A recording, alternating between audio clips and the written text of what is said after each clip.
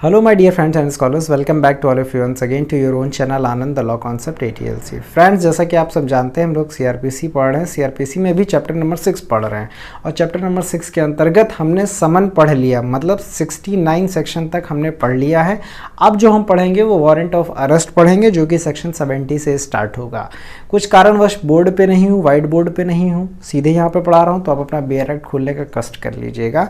मैं आपको section by section पढ़ के भी सुनाता जाऊँगा ताकि आपके लिए ईजी हो जाए अगर कोई बेयर एक्ट नहीं खोलना चाहता है। तो आइए शुरू करते हैं। सबसे पहले कि वारंट ऑफ अरेस्ट है क्या। देखिए, किसी को भी न्यायालय में बुलाने का दो तरीका मुख्यतः होता है, एक होता है समन, एक होता है वारंट। किसी को समन मतलब कॉल लेटर एक तरीके से आप समझिए दिया गया, वो बंदा नहीं आना चाहता या फिर नहीं आया, कोर्ट का क्या कहते हैं कॉल लेटर उसने ठुकरा दिया एक तरीके से, तो कोर्ट थोड़ा सा स्ट्रिक्ट रवैया अपनाती है। पहले तो बच्चा प्यारा करके बुलाती है, फिर उसके बाद कहती है कि सीधे अरेस्ट वारंट जारी करो, इनको बुलाओ अगर कोई अक्यूज है तो, है ना। एक बात और बता दूं, विटनेस के लिए भी अरेस्ट वारंट जारी हो सकता है। जी हाँ, कई लोग असहमत हो सकते हैं लेकिन होता है।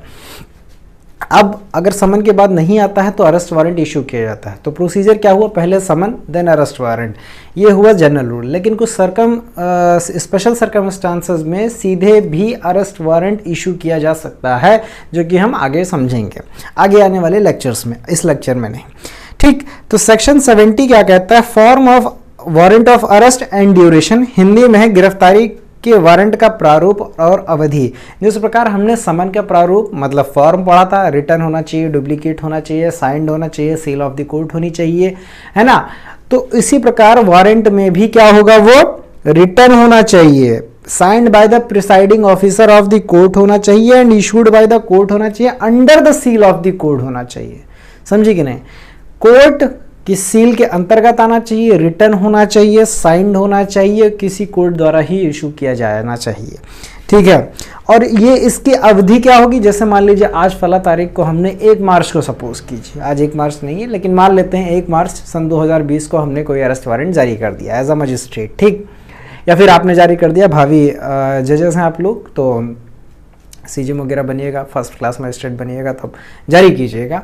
तो आपने जारी कर दिया, ठीक है। अब मान लीजिए उसके एग्जीक्यूशन में 1 साल लगा, 2 साल लग रहा है या महीना लग रहा है, तो एक फाइनली आपसे MCQ में पूछता है कि किसी भी अरेस्ट वारंट का ड्यूरेशन क्या होता है। तो देखिए वो 2 तरीके से उसकी ड्यूरेशन डिफाइन की जाती है, या तो वो एग्जीक्यूट हो गया, मान लीजिए जिसके हमने गिरफ्तारी का वारंट निकाला, या तो बंदा गिरफ्तार हो गया हो, तब वो क्या हो जाएगा, खत्म हो जाएगा अरेस्ट वारंट, या फिर कोर्ट अपने द्वारा स्वयं उसको कैंसिल करे।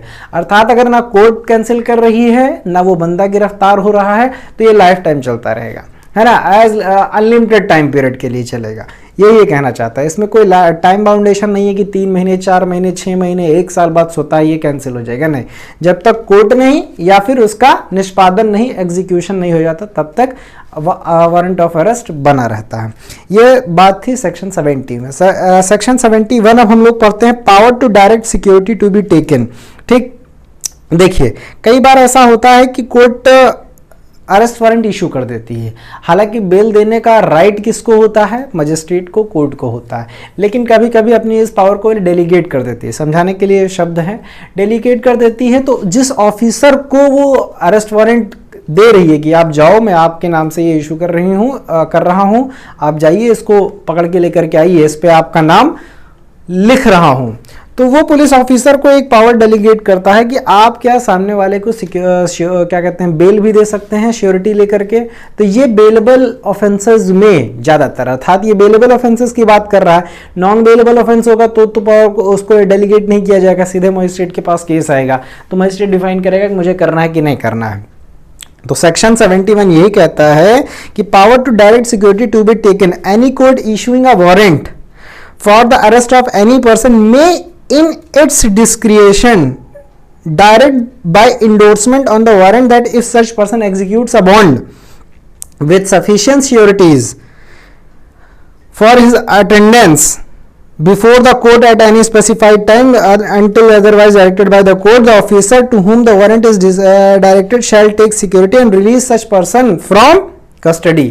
मतलब अगर इसने डेलीगेट कर रखा है कोर्ट ने कि आप बेल दे सकते हैं तो बेल देगा, नहीं तो नहीं। इंडोर्स करना होता है, मतलब जो अरेस्ट वारंट का पर्चा होता है उसके पीछे लिख दिया जाता है कि हाँ ये फला फला चीज़ है। ठीक, अब इंडोर्समेंट में मतलब क्या क्या मेंशन रहेगा? पहली बात तो कितनी नंबर ऑफ श्योरिटीज, कितनी प्रतिभाएं चाहिए। दूसरी बात amount in which they and the person from arrest is issued, मतलब कि वह रकम मतलब कितने पैसे में देगा, नंबर ऑफ पर्सन्स जो लोग एक तरीके से उसकी श्योरिटी ले रहे हैं, और रकम, और ऐसा कोई टाइम जो कि कोर्ट ने मेंशन कर रखा है कि फला तारीख को आपको आना है, या फिर वो ऑफिसर भाई साहब कहते हैं कि इस तारीख को आपको कोर्ट में आना पड़ेगा। भाई बेल देने का मतलब क्या है कि अब आपकी कस्टडी आपके पास है ना, या फिर जो दे रहा है उसके कि भैया आप ये पुलिस के अंतर्गत नहीं है, ये आपकी जिम्मेदारी है कि आपको इनको संभालना है और इस तारीख को कोर्ट के अंतर्गत लेकर के आना है। ये बात हुई सेक्शन 71 की। हाँ, ये थर्ड पॉइंट भी कह रहा है, जब इस धारा के अधीन प्रतिभूति ली जाती है तो वो अधिकारी जिसे वारंट निर्दिष्ट किया गया बंधन पत्र न्यायालय के पास भेज देता है, अर्थात जो उसने एग्जीक्यूट किया वो मजिस्ट्रेट के पास जाएगा। जाहिर सी बात है, तभी तो कोर्ट जानेगा कि इसने बेल पर रिलीज कर रखा है कि नहीं रखा है। ठीक है, खैर 72 बात करता है warrant to whom direct. A warrant of arrest ordinarily be directed to one or more police officers. एक कोई अरेस्ट वारंट है जो कि एक या एक से अधिक पुलिस ऑफिसर्स को डायरेक्ट किया जा सकता है, ठीक है। But the court issuing such a warrant if its immediate execution is necessary and no police officer is immediately available. पहली बात तो ये कि अरेस्ट वारंट एक से अधिक पुलिस ऑफिसर्स को इशू किया जा सकता है, लेकिन इन केस अगर वहां पे देन एंड देयर कोई पुलिस ऑफिसर नहीं मौजूद है तो फिर वो किसी भी पर्सन को डायरेक्ट कर सकता है, मतलब वो किसी भी XYZ को दे सकता है। सेक्शन इंटरप्रेटेड ये कहता है कि भैया जाओ इनको अरेस्ट करके लेकर के आओ, and such person shall execute the same, और बाकी प्रक्रियाएं जैसी भी होंगी वो करेगा। लेकिन मैं आपको यहां पे एक बात बता दूं कि ये इनहेरेंट होता है कि जो अदर पर्सन होगा वो अबव SI रैंक हो सकता है, ठीक है। अब लेकिन MCQ में आपको क्या मिलेगा, एनी अदर पर्सन, तो आप एनी अदर पर्सन ही टिक करके आइएगा। लेकिन ये चीज एक इनहेरेंट मैं आपको बता रहा हूं कि सब इंस्पेक्टर रैंक के ऊपर का कोई भी पब्लिक ऑफिसर भी हो सकता है या कोई ऑफिसर होगा, जरूरी नहीं कि पुलिस ऑफिसर ही हो। खैर चलिए, इसका 2 पॉइंट कहता है when a warrant is directed to more officers, एक से अधिक ऑफिसर्स को अगर दिया तो उनमें से कोई भी या सब सम्मिलित रूप से उसका एग्जीक्यूशन निष्पादन करेंगे। ये सेकेंड पॉइंट कहता था 72 क्लॉज 2 का। 73 कहता है warrant may be directed to any person, the CJM or a magistrate of first class may direct a warrant to any person within his local jurisdiction for arrest or any escaped person, proclaimed offender or of any person who is accused of a non-bailable offense and invading arrest।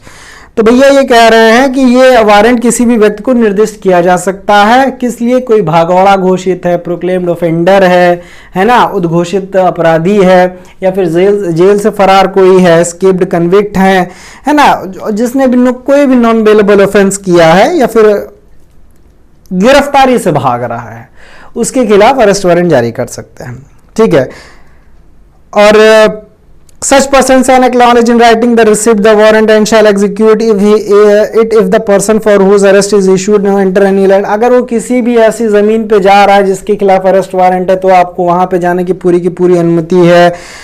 When the person against whom such warrant is issued arrest he shall made over to the nearest। अगर जब आपने किसी को गिरफ्तार कर लिया तो उसको उठा करके आप कहाँ लेकर के जाएंगे, नियरेस्ट पुलिस ऑफिसर या फिर पुलिस स्टेशन लेकर के जाएंगे, है ना, या फिर उस मजिस्ट्रेट के खिलाफ उस मजिस्ट्रेट के पास लेकर के जाएंगे जिसके वो जारी कर रखा है, ठीक है। एक बात और बता दूं कि यहाँ पे जेएम सेकंड क्लास जो है can't issue non bailable offence के लिए नॉन बेलेबल वारंट इशू नहीं कर सकता है, मतलब जुडिशियल मजिस्ट्रेट फर्स्ट क्लास तक ही वारंट इशू कर सकता है नॉन बेलेबल वो भी, लेकिन judicial magistrate second class non bailable warrant issue नहीं कर सकता है। अच्छा, बहुत अच्छी बात है। सेक्शन 74 क्या कहता है? सेक्शन 74 कहता है warrant directed to police officer, police अधिकारी को निर्दिष्ट वारंट। बेसिकली ये जितने भी सेक्शन हैं मैं आपको बहुत क्लियरली बता दूं, इनमें से सिर्फ 3 सेक्शन है इंपॉर्टेंट, सेक्शन 70, 76, 77, ठीक है। बाकी पूरा आप समझ लीजिए प्रोसीजर, बाकी कुछ इसमें खास है नहीं। तो 74 क्या हो गया, नहीं 74 कहता है warrant directed to police officer, warrant directed to any police officer must also be executed by any other police officer. मान लीजिए एक पुलिस ऑफिसर से कहा गया कि भाई इनको अरेस्ट करके लेकर के आइए, और वो करने में असमर्थ हैं या फिर किसी कारणवश वो नहीं करते हैं, तो किसी अन्य के द्वारा उस काम को करवा सकते हैं। सीधा सीधा सेक्शन 74 ये कहता है। अब दूसरी बात सेक्शन 75 कहता है notification of substance of warrant, the police officer or the other person executing a warrant of arrest shall notify the substance thereof to the person to be arrested and if so required show him the warrant। अब जाहिर सी बात है जिसको आप arrest करने गए हो he has right to know कि मुझे किस बात के लिए अरेस्ट किया जा रहा है, मेरे आर्टिकल 22 का वॉयलेशन तो नहीं हो रहा है, 22 ही है ना, हाँ देख लीजिएगा एक बार। तो यही वो कह रहा है कि अगर आप उसको अरेस्ट करने गए हैं उसको बताइए, उसके कंटेंट्स को बताइए अरेस्ट वारंट के कि आपको क्यों अरेस्ट किया जा रहा है, और ज़रूरत पड़े वो डिमांड करता है या फिर आपका फर्ज ही बनता है कि आप उसको अरेस्ट वारंट दिखाएं। ये बात कहता है सेक्शन 75। 76 इंपॉर्टेंट है, person arrested to be brought before the court without delay. जी हाँ, 24 घंटे के अंतर्गत आपको उसको कोर्ट के सामने प्रस्तुत करना पड़ता है, यही ये बात कहता है। अच्छा, ये 24 घंटे का प्रावधान आपने कॉन्स्टिट्यूशन में कहीं पढ़ा है? उस आर्टिकल का मेंशन कीजिएगा, ठीक है, कि ये कहाँ पे है 24 घंटे का प्रावधान की विद इन द 24 आवर्स आपको मजिस्ट्रेट के सामने प्रस्तुत करना पड़ेगा इन अवर कॉन्स्टिट्यूशन। वारंट में भी एग्जीक्यूटेड 77 कहता है वारंट कहाँ निष्पादित किया जा सकता है, वारंट में भी एग्जीक्यूटेड पैन इंडिया। एक बार जारी कर दिया गया, इसका एमसीक्यू बनता है कि क्या वो लोकल जुरिस्डिक्शन में ही हो पाएगा कि अदर स्टेट में कि पैन इंडिया में। तो आप वेरी क्लियरली जान लीजिए, जिस प्रकार आप क्या कहते हैं किसी जिस प्रकार क्या, यही तो है अरेस्ट वारंट ही तो है, वारंट अरेस्ट वारंट के तहत आप पैन इंडिया कहीं से भी गिरफ्तारी करवा सकते हैं उसकी, अगर किसी के खिलाफ अरेस्ट वारंट निकला हुआ है तो। ठीक, 78 कहता है warrant forwarded for execution outside the jurisdiction. अब ये बात समझने वाली बात है कि भैया अगर किसी ऐसे व्यक्ति के खिलाफ आपने अरेस्ट वारंट निकाल दिया जो कि लोकल जुरिस्डिक्शन के बाहर है उस मजिस्ट्रेट की जिसने जारी किया, तो उस केस में क्या होगा, when a warrant is to be executed outside, पढ़ के सुना रहा हूं क्योंकि इंपॉर्टेंट पॉइंट है, when a warrant is to be executed outside the local jurisdiction of the court issuing it, such court may instead directing the warrant to a police officer within its jurisdiction forward it, ध्यान से सुनिएगा शब्द को, forward it by post or otherwise to the executive magistrate, DPSP district superintendent of police or commissioner of police, कमिश्नरी जैसे कि लखनऊ में आजकल सिस्टम लागू हो चुका है, ठीक है, within the local limits of whose jurisdiction is to be executed. या तो देखिए अगर किसी अन्य के जुरिस्डिक्शन में आप मजिस्ट्रेट होते हुए आपने जारी किया तो आपके पास दो रास्ते होंगे। एक तो पहला ये रास्ता होगा कि आप अपना पुलिस ऑफिसर भेजेंगे या फिर वहां की पुलिस से आप मदद लेंगे। तो अगर आपको वहां की पुलिस से मदद लेना है तो आप एग्जीक्यूटिव मजिस्ट्रेट को क्या बोलेंगे, या फिर डिस्ट्रिक्ट सुपरिटेंडेंट ऑफ पुलिस के पास अपनी वो या फिर बाई पोस्ट भेज के उससे कहेंगे कि मैंने इनके खिलाफ में एक अरेस्ट वारंट इशू कर रखा है, मुझे ये व्यक्ति चाहिए। ठीक, ये तो हो गया किसी के आप घर में गए उसकी सहायता से लिया, और एक होगा कि आप स्वयं ही चले जाएंगे, अभी आगे वाले सेक्शन में मिलेगा। ठीक, वो फिर व्यक्ति आपको गिरफ्तार करके लावा करके देगा ही नहीं, हाउ, ये अलग चीज है। बस यही बात सेक्शन 78 कहता है। अगर कोई बेल वगैरह का उसमें प्राविधान दिया गया तो बेल वगैरह भी वो दे सकता है, ऐसा कोई सीन नहीं है कि नहीं देगा। 79 कहता है warrant directed to police officer for execution outside. अब ये बात सेक्शन 79 कहता है, क्या कहता है, जब पुलिस अधिकारी को निर्दिष्ट वारंट का निष्पादन उसे जारी करने वाले न्याय की स्थानीय अधिकारिता के बाहर किया जाना है तब वह पुलिस अधिकारी उसे प्रस्थान के मामूली तौर पर ऐसे कार्यपालक मजिस्ट्रेट के पास या थाने के बाहर साधक अधिकारी के अग्रिम पंक्ति में पुलिस अधिकारी के पास किसी अधिकारिता की स्थानीय सीमाओं के अंदर उस वारंट का निष्पादन किया जाना ले जाएगा। मतलब यह है कि जो वहां का officer in charge of police station है उसकी नीचे रैंक का ऑफिसर नहीं होना चाहिए अगर आउटसाइड द लोकल जुरिस्डिक्शन आप कर रहे हैं। Such magistrate or police officer shall endorse his name thereupon and endorsement shall be sufficient authorised होना चाहिए to whom execute the same if required assist the officer in executing. वो खुद गया है तो जाहिर सी बात है, आप जब किसी के घर में जा रहे हैं, समझिएगा, जब आप किसी के घर में जा रहे हैं तो वो आपको अपने घर में अच्छे से गाइड कर पाएगा। तो ऐसा नहीं है कि आप गए सीधे मुंह उठा करके, आप यूपी के हैं, मध्य प्रदेश पंजाब में गए, आप सीधे उस व्यक्ति को उठा करके लेके चले आएंगे, नहीं। आप वहां जाएंगे, वहां की पुलिस ऑफिसर आपकी सहायता करेगी क्योंकि वो लोकल है वहां की, वो उसको आपसे ज्यादा ज्ञान है, आपकी हेल्प करेगी, आपको बकायदा अरेस्ट जो भी आपका काम है वो करवाएगी, फिर आपको ड्रॉप करेगी सीमा से उधर कि आप जाइए। ये काम 79 कहता है। 80 क्या कहता है? Procedure of arrest of person against हुम वारंट इज इशूड। तो देखिए भैया, यहां सीधी सी बात ये कह रहा है कि अगर किसी के खिलाफ अरेस्ट वारंट इशू हुआ है, आपने उसको अरेस्ट किया और विद इन द 30 किलोमीटर की रेडियस के अंतर्गत अगर वह न्यायालय है जिसने इशू किया तो आप वहां लेके जाएंगे। अन्यथा जिस डिस्ट्रिक्ट या जिस भी जुरिसडिक्शन में है वहां के एग्जीक्यूटिव मजिस्ट्रेट या फिर डिस्ट्रिक्ट सुपरिटेंडेंट के पास लेकर के जाएंगे। फिर वो अगर सिक्योरिटी का कोई प्रावधान है तो 71 के तहत सिक्योरिटी वगैरह लेकर के छोड़ देगा, नहीं है तो वो फिर जुडिशियल मजिस्ट्रेट के पास आपको लेकर के जाएगा। सॉरी, जुडिशियल मजिस्ट्रेट है, sorry, magistrate and district superintendent और द कमिश्नर। फिर फर्दर वो डिफाइन करेंगे, क्यों? क्योंकि यहां पे एक बाधा आएगी कि 24 घंटे से ज्यादा आपको डिटेन नहीं किया जाएगा, ठीक है। तो इस बात का उल्लंघन ना होने पाए इसलिए आपको किसी न किसी मजिस्ट्रेट के पास तो लेकर के जाना ही है, वरना पुलिस ऑफिसर या फिर जिसने भी अरेस्ट किया है उसकी लायबिलिटी ठहराई जाएगी अनलॉफुल डिटेंशन की beyond the reasonable time period, इसलिए आपको लेकर के जाना है। ये बात सेक्शन 80 कहता है। 81 कहता है प्रोसीजर बाय मजिस्ट्रेट बिफोर हुम such person arrested is brought. अब देखिए, जो ऊपर पर्सन अरेस्ट किया गया वो पर्सन लेकर के जाया जाएगा, तो ये पर्सन ये भाई साहब क्या करेंगे? ये भाई साहब वही कुछ करेंगे, अगर बेल देने वाला ये सिचुएशन है तो बेल वगैरह दे देंगे, कोई खास सेक्शन नहीं है, ठीक है।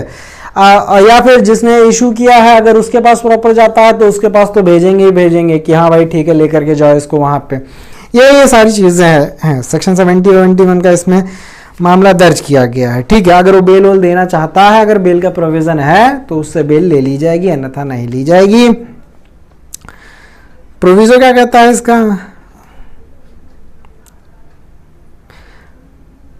प्रोविजो कुछ खास नहीं है, छोड़ दीजिएगा, ठीक है। तो इस प्रकार आपका ये वारंट कंप्लीट होता है। इसके बाद हम लोग क्या कहते हैं कुर्की पढ़ेंगे, उद्घोषणा या प्रोक्लेमेशन एंड अटैचमेंट पढ़ेंगे। So thank you so much for watching this video, must subscribe and share the channel.